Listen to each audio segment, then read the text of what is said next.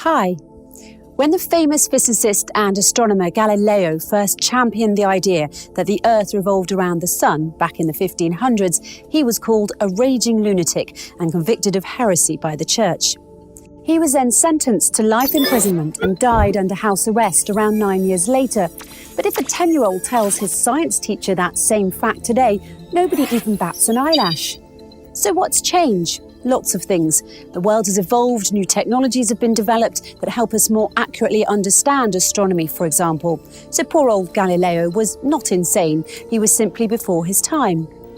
Luckily, scientists today have more advanced tools and gadgets that can help them avoid meeting the same fate as Galileo, but sometimes their claims still make us do a double take when we first hear about them, especially if we don't have a background in science and physics.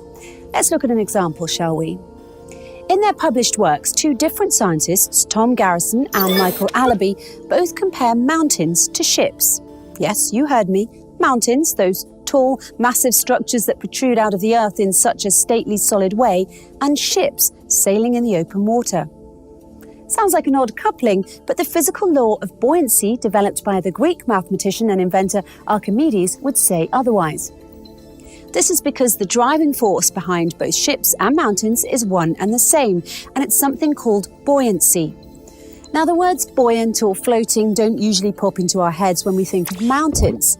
But guess what happens to a mountain when a thick sheet of ice accumulates on its surface? The rock sinks into the mantle under its weight, just as a ship sinks deeper into the water when it's loaded with cargo. And what happens to the mountain when it erodes or after the removal of the thick sheet of ice from its surface?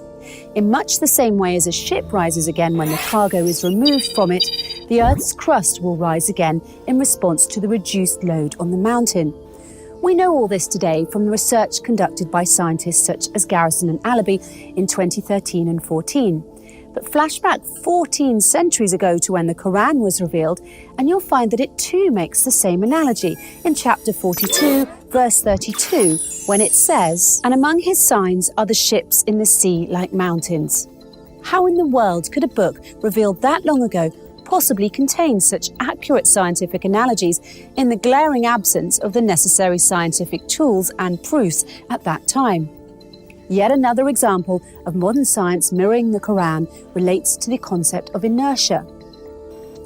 In 2011, in the 39th issue of the Thresholds Journal entitled Inertia, one of the articles, written by Dr. Caroline O. Fowler, who has a PhD in the Department of Art and Architecture from Princeton University, is entitled Standing Mountains Move Like Clouds. And you thought the pairing of mountains and ships was bizarre. In this article, Dr. Fowler offers her reflections on inertia using the artwork of a famous painter called Abraham Bloemaert. She begins by describing the concept of inertia as defined by Sir Isaac Newton's first law of motion, namely that a body will persist through force in a state of either rest or motion until moved by another body.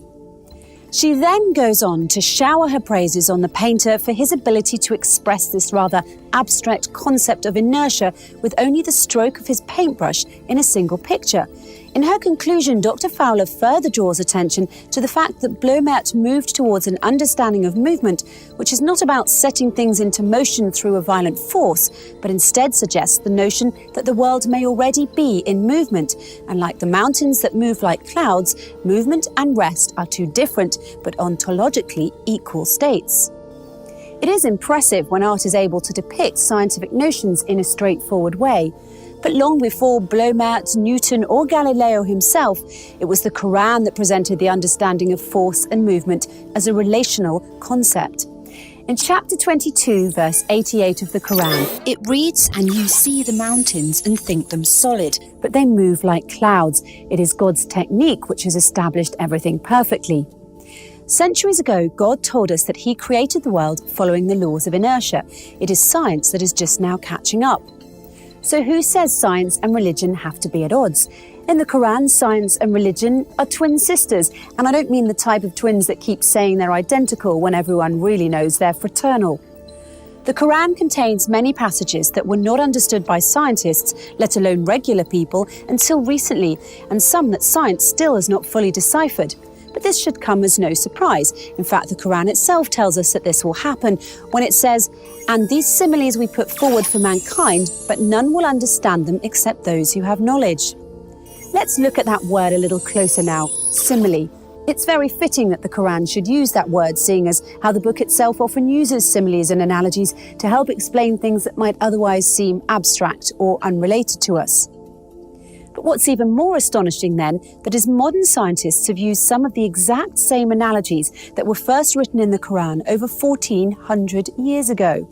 Of course, until scientists studied any of this, no one thought to relate mountains and ships or mountains and clouds in this unusual way. And even now, the analogy of mountains being like ships in the sea and like moving clouds is one that will most likely be lost on many people. Try it for yourself if you like. Try telling a police officer that mountains move like clouds and watch what his reaction will be.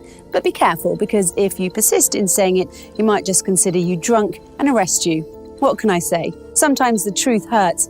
I think Galileo would agree with that, don't you?